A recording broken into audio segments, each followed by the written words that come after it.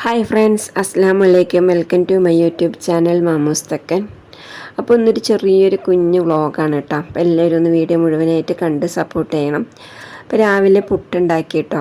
അപ്പോൾ കുറച്ച് അമൃതം പൊടി, കുറച്ച് ഗോതമ്പ് പൊടി, കുറച്ച് അരിപ്പൊടി, ഇത് മൂന്നും കൂടി മിക്സ് ചെയ്തിട്ടാണ് കേട്ടോ അന്ന് പുട്ടൊക്കെ ഉണ്ടാക്കിയിട്ടുള്ളത്. അപ്പോൾ കഴിഞ്ഞ വീഡിയോയ്ക്ക് നിങ്ങൾ തന്ന കമൻറ്റിനും സപ്പോർട്ടിനും ലൈക്കിനും എല്ലാം ഒരുപാട് നന്ദിയുണ്ട് കേട്ടോ. അതേപോലെ തന്നെ ഇന്നത്തെ വീഡിയോയും കണ്ട് സഹകരിക്കണം. അപ്പോൾ പാലെടുക്കാൻ പോകുമ്പോഴേക്കും കുറച്ച് പണികളൊക്കെ പെട്ടെന്ന് ചെയ്തെടുക്കാനാണ്. ഇപ്പോൾ കുറച്ച് ബീട്രൂട്ടൊക്കെ ഉണ്ട്, അതൊക്കെ ഒന്ന് ഉപ്പേരി വെക്കണം. പിന്നെ നോക്കിയപ്പോൾ കറി വെക്കാൻ വേറൊന്നും ഇല്ലായിരുന്നു കേട്ടോ. അപ്പോൾ എന്തെങ്കിലും ഒരു കറി പെട്ടെന്ന് ആക്കിയെടുക്കണമല്ലോ. അപ്പോൾ ഉള്ളത് കൊണ്ടൊരു കറി ഒപ്പിച്ചെടുക്കാം എന്ന് കരുതിയിട്ടാണ്. അങ്ങനെ ഇരിക്കുമ്പോഴാണ് പണ്ട് എപ്പോഴും ഒരിക്കലും ഞാൻ കറി ഉണ്ടാക്കിയ ഓർമ്മ വന്നത് കേട്ടോ. പപ്പടം കൊണ്ടൊരു കറി. അപ്പോൾ മുമ്പ് എൻ്റെ നമ്മുടെ ഉമ്മയൊക്കെ നമുക്ക് ചെറുപ്പത്തിലൊക്കെ ഇങ്ങനെ കറിയൊക്കെ ഉണ്ടാക്കി തന്നിട്ടുണ്ട് കേട്ടോ. പപ്പടം വറുത്തിട്ടൊക്കെ കറിയൊക്കെ ഉണ്ടാക്കി തന്നിട്ടുണ്ട്. പപ്പട പുളി എന്നാണ് കേട്ടോ അതിനൊക്കെ പറയാം. അപ്പോൾ ഒന്നും ഇല്ലെങ്കിലും എന്തെങ്കിലുമൊക്കെ ഒരു വിശപ്പിന് ഒരു കറി ഉണ്ടാക്കണമല്ലോ, മക്കൾക്ക് എന്തെങ്കിലുമൊക്കെ ഒന്ന് വെച്ച് വിളമ്പണമല്ലോ, അതല്ലേ നമ്മുടെ ഒരു കഴിവ് അല്ലേ. അപ്പോൾ ഞാനിത് ഒരു 4 പപ്പടം കൊണ്ട് ഒരു കറി ഉണ്ടാക്കാൻ വേണ്ടി പോവുകയാണ് കേട്ടോ. അപ്പോൾ നിങ്ങൾക്ക് ഉപകാരപ്പെട്ടാലോ എന്ന് കരുതി അത് വീഡിയോയിലൊക്കെ ഒന്ന് ഇട്ടിട്ടുണ്ട്. അപ്പോൾ ഞാനിത് നമുക്ക് ഇഷ്ടമുള്ള എണ്ണ ഒഴിച്ചു കൊടുക്കുക. ഞാനിവിടെ കുറച്ച് ഓയിലാണ് കേട്ടോ ഒഴിച്ചു കൊടുത്തിട്ടുള്ളത്. വെളിച്ചെണ്ണയാണെങ്കിൽ ഒന്നും കൂടി ബെറ്റർ ആയിരിക്കും. എന്നിട്ട് അതിൽ കുറച്ച് ഉലുവയും പിന്നെ കുറച്ച് കടുകും പിന്നെ കുറച്ച് ജീരകവും ഇട്ട് കൊടുത്തിട്ടുണ്ട് കേട്ടോ. അതിനുശേഷം കുറച്ച് പച്ചമുളക്, ഉണക്കമുളക്, കറിവേപ്പില ഇതെല്ലാം കൂടി ഇട്ടിട്ട് നല്ലപോലെ ഒന്ന് വറുത്തെടുക്കുകയാണ്. അപ്പോൾ മൺചട്ടി ആയതുകൊണ്ട് തന്നെ ആദ്യം ഓയിൽ ഒഴിച്ചപ്പോൾ അത് കുറച്ച് കുറഞ്ഞു പോയെന്ന് വിചാരിച്ചിട്ട് പിന്നെ നോക്കിയപ്പോൾ അത് കൂടുതലായി. അപ്പോൾ വീണ്ടും കുറച്ച് ഓയിൽ ഞാൻ അതിൽ ഇങ്ങോട്ട് തെക്കി മാറ്റിയെടുത്തു കേട്ടോ. എന്നിട്ട് ആ ചട്ടിയിൽ തന്നെ കുറച്ച് ചെറിയുള്ളിയും പിന്നെ കുറച്ച് വെളുത്തുള്ളിയും കൂടെ ഇട്ട് കൊടുക്കുന്നുണ്ട് കേട്ടോ. അതിനുശേഷം ഒരു തക്കാളി ഇട്ട് നല്ലപോലെ പഴുത്ത ഒരു തക്കാളിയും കൂടെ ഇട്ട് കൊടുക്കുന്നുണ്ട്. എന്നിട്ട് നല്ലപോലെ ഒന്ന് വഴറ്റിയെടുക്കുകയാണ്. പിന്നെ മല്ലിപ്പൊടി മല്ലിപ്പൊടി ഒരു 1.5 സ്പൂൺ ഇട്ട് കൊടുത്തിട്ടുണ്ട്. അതേപോലെ തന്നെ മുളക് പൊടി ഒരു 1.25 സ്പൂൺ അതും ഇട്ട് കൊടുക്കുന്നുണ്ട് കേട്ടോ. അപ്പോൾ എരിവിന് ആവശ്യത്തിന് നമ്മുടെ പൊടികളൊക്കെ നമുക്ക് ഇട്ട് കൊടുക്കാം. കുറച്ച് മഞ്ഞൾപ്പൊടിയും കൂടെ ഇട്ട് കൊടുക്കുന്നുണ്ട്. പിന്നെ ഞാൻ ഇടുന്നത് കുറച്ച് പെരുങ്കായത്തിൻ്റെ പൊടിയാണ് കേട്ടോ.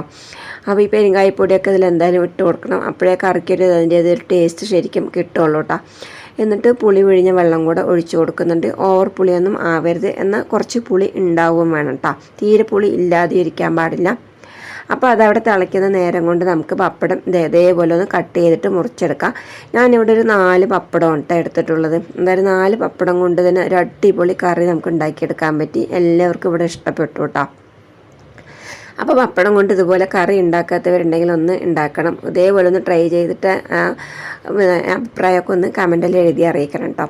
അപ്പോൾ ഞാൻ പപ്പടമൊക്കെ ഇതെങ്ങനെ സ്ക്വയറായിട്ടൊക്കെ ഒന്ന് മുറിച്ചെടുക്കുന്നുണ്ട് കേട്ടോ. അപ്പോൾ നമുക്ക് ഇഷ്ടമുള്ള ആകൃതിയിലൊക്കെ ഒന്ന് മുറിച്ചെടുക്കാം. അതിനുശേഷം ഇത് ഞാൻ നേരത്തെ കുറച്ച് എണ്ണ മാറ്റി വെച്ചില്ല, ആ എണ്ണൻ്റെ കൂടെ കുറച്ചും കൂടെ എണ്ണ ഒഴിച്ചിട്ട് ഇതൊന്ന് വറുത്തെടുക്കുന്നുണ്ട് കേട്ടോ.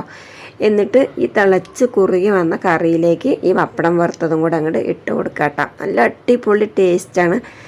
അപ്പോൾ ഈ സമയം നമുക്ക് തേങ്ങ വേണമെങ്കിൽ തേങ്ങാപ്പാലൊക്കെ ഒഴിക്കാം. പക്ഷെ ഞാനൊന്നും അങ്ങനെയൊന്നും ഒഴിക്കില്ല കേട്ടോ. എന്നിട്ട് ചെറുതായിട്ടൊന്ന് ഇങ്ങനെ ഒന്ന് ഇളക്കി കൊടുക്കുന്നുണ്ട്. ഒരുപാട് ഇട്ട ഉടനെ ഇളക്കരുത്. ഇട്ടിട്ട് പപ്പടം ഇട്ടിട്ട് ചെറുതായിട്ടൊന്ന് തിളച്ച് കഴിഞ്ഞതിന് ശേഷം മാത്രം ഒന്ന് ചെറുതായിട്ടൊന്ന് ഇളക്കിയാൽ മതി കേട്ടോ.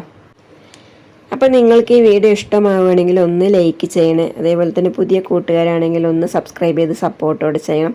പിന്നെ ഞാൻ ലാസ്റ്റ് ഇട്ട് കൊടുത്തത് ഒരു ചെറിയ തുണ്ട് ശർക്കരയാണ് കേട്ടോ. ഇതെന്തായാലും മസ്റ്റായിട്ട് ഇട്ട് കൊടുക്കുക തന്നെ വേണം കേട്ടോ. ആ പുളിയൊക്കെ ഒന്ന് ബാലൻസ് ചെയ്ത് വരാൻ വേണ്ടിയിട്ടാണ്. അപ്പോൾ ഇങ്ങനെ ശർക്കര ഒരു ചെറിയ തുണ്ട് ഇട്ടാലേ കറിക്ക് ഒരു പ്രത്യേക ടേസ്റ്റ് കിട്ടുള്ളൂ കേട്ടോ. അപ്പോൾ ശർക്കര ഇടാതെ വെക്കരുത്. ഇനിയിപ്പോൾ ശർക്കര ഇടില്ല എന്നാണെങ്കിൽ കുറച്ച് തേങ്ങാപ്പാൽ നമുക്കതിൽ ഒഴിച്ച് കൊടുക്കാം. എന്നാലും ഇങ്ങനെ ശർക്കര ഇട്ട് വെക്കുമ്പോഴാണ് കേട്ടോ ശരിക്കും അതിൻ്റേതായ ഒരു ടേസ്റ്റൊക്കെ കിട്ടുക. അപ്പോൾ നമ്മുടെ ഒരു അടിപൊളി പപ്പടപ്പുളി ഇവിടെ റെഡി ആയിട്ടുണ്ട് കേട്ടോ.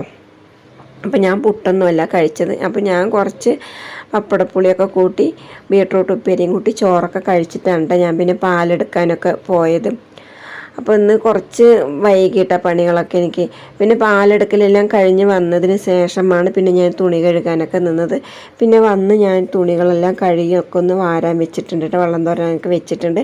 അപ്പോൾ ഈ സമയം ഞാൻ കുറച്ച് അരിയൊക്കെ കഴുകി അത് വാർപ്പിൻ്റെ മേലൊന്ന് ഉണക്കാനിടാൻ വേണ്ടി പോയിരിക്കുകയാണ് കേട്ടോ. അത് കഴിഞ്ഞ് വന്നിട്ട് വേണം തുണിയൊക്കെ ഒന്ന് വിരുത്തിയിടാനും. അപ്പോൾ നോമ്പൊക്കെയല്ലേ വരുന്നത്. അപ്പോൾ ഓരോ സാധനങ്ങൾ കുറേശ്ശായിട്ട് പൊടിച്ച് വെക്കാനാണ്. അപ്പോൾ കുറച്ച് റേഷൻ കടയിൽ നിന്ന് ഇന്നലെ പച്ചരി കിട്ടിയപ്പോൾ അത് പെട്ടെന്നൊക്കെ ഒന്ന് കഴുകി ഒന്ന് ഉണക്കാനിട്ടതാണ് കേട്ടോ. അപ്പോൾ ഇത്രയും നേരം വീഡിയോ കണ്ട് സഹകരിച്ചതിന് ഒരുപാട് നന്ദിയുണ്ട്. നല്ലൊരു വീഡിയോ ആയിട്ട് നമുക്ക് വീണ്ടും കാണാം.